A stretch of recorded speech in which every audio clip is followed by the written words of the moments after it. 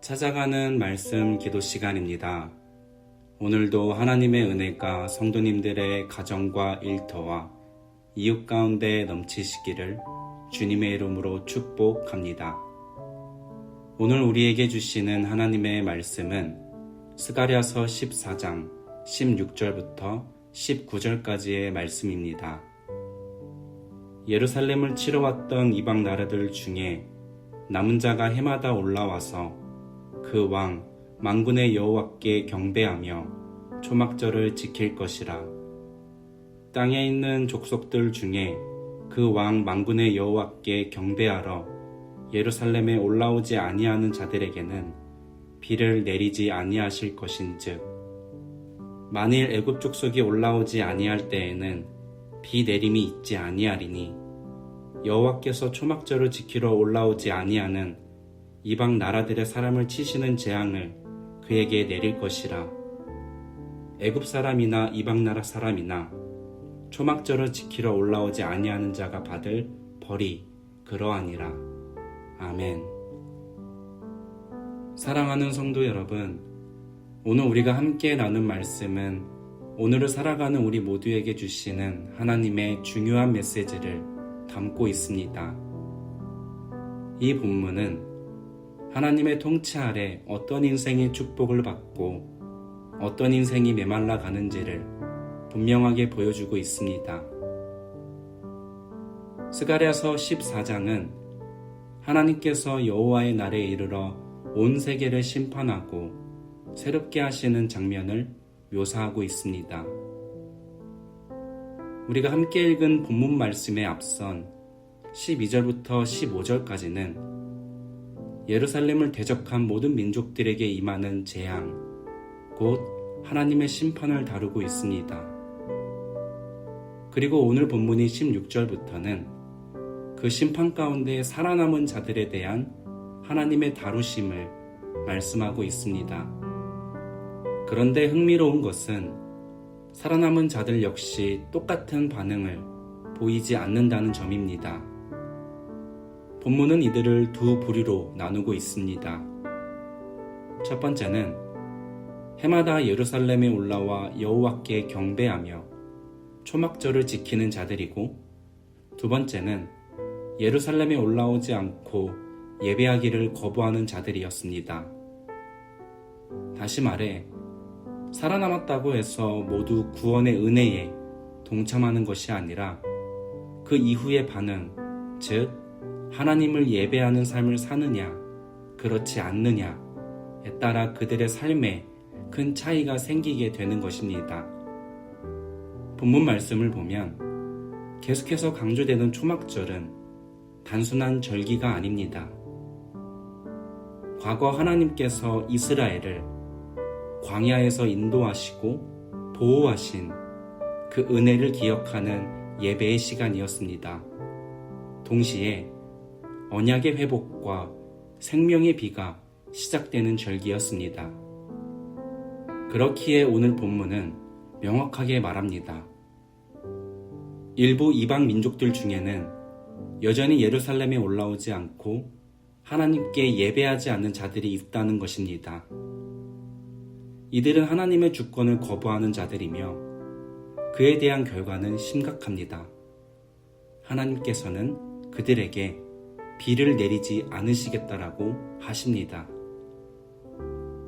이 선언은 단순한 기후적 저주를 의미하지 않습니다. 고대 이스라엘 사회에서 비는 곧 생존과 축복의 상징이었습니다. 비가 없다는 것은 곧 농사를 망치고 굶주림과 죽음에 이르는 것을 의미합니다. 하지만 이 비는 단순한 자연현상이 아니라 언약의 징표였습니다. 레위기 26장과 신명기 28장에서도 분명하게 말합니다. 하나님의 말씀에 순종하면 하나님은 하늘의 문을 여시고 때에 맞는 비를 주시지만, 불순종하면 하늘을 닫고 땅을 메마르게 하신다고 하셨습니다. 비는 곧 하나님과의 관계가 회복되었음을 보여주는 은혜의 표지였던 것입니다. 그 초막절조차 무시하고 하나님을 예배하지 않는 자들에게는 비가 내리지 않습니다. 은혜가 끊기고 삶이 메말라 갑니다. 아무리 살아남았어도 예배하지 않으면 영적인 생명은 죽어가는 것입니다. 특별히 본문은 애굽을 언급합니다. 애굽은 나일강 덕에 비에 의존하지 않는 농경체계를 가지고 있었던 나라입니다. 그런데 하나님은 그런 애굽도 예배 없이 다루십니다. 만일 애굽 족속이 올라오지 아니할 때에는 비 내림이 없을 것이다라는 하나님의 말씀입니다. 그 어떤 힘과 체계, 자연의 혜택도 하나님의 통치를 거부할 때에는 무력해진다는 것을 경고하십니다. 더 나아가 애굽이 받게 될 재앙은 출애굽기의 사건을 떠오르게 합니다. 출애굽기 12장에서 하나님은 이스라엘을 해방시키기 위해 애굽의 장자들을 치셨습니다. 하나님은 지금 스가랴를 통해 이렇게 말씀하십니다. 그때처럼 지금도 하나님을 거부하고 불순종한다면 다시 애굽 같은 재앙이 임하게 될 것이라는 것입니다. 하나님은 과거의 하나님이 아니라 지금도 살아계셔서 공의와 사랑을 행하시는 하나님이십니다. 사랑하는 성도 여러분, 오늘의 말씀은 우리에게도 동일하게 묻고 있습니다.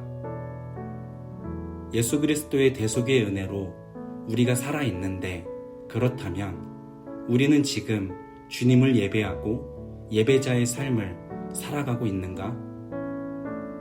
스가랴서가 보여주는 하나님의 나라는 단지 힘이나 권력으로 세워지는 나라가 아닙니다.